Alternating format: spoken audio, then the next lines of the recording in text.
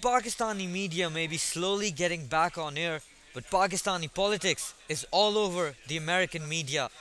A report released by the American based Project for Excellence in Journalism, PEJ, has shown that Pakistan's emergency was the top story covered in the US media over a 1 week period since the emergency was imposed. Pakistan led the coverage with 17% in the week following the emergency. Coverage of Pakistan beat out the 2008 US presidential campaign as well as the situation in Iraq.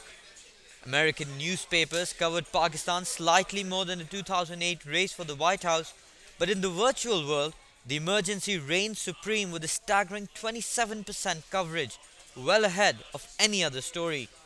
The emergency was also the leading topic on network based American channels, while it finished second on cable television.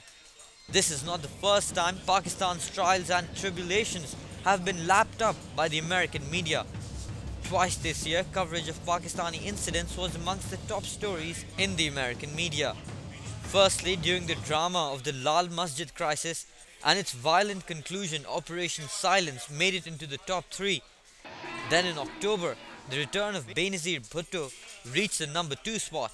In fact, with the exception of Iraq, 2007 has seen Pakistan become the world's leading hotspot for international coverage in the American media. But what is this fascination with Pakistan? The PEJ has a clear reason, which is also alluded to by Pakistan's most media-savvy voice in the American airwaves, Benazir Bhutto. Because his stewardship of Pakistan is putting this nuclear-armed nation into deeper danger rather than rescuing it from the threat of anarchy and chaos.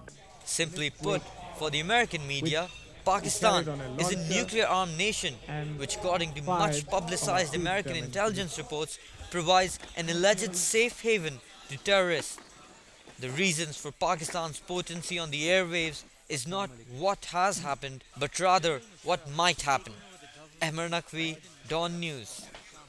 And they're already calling it his second coup.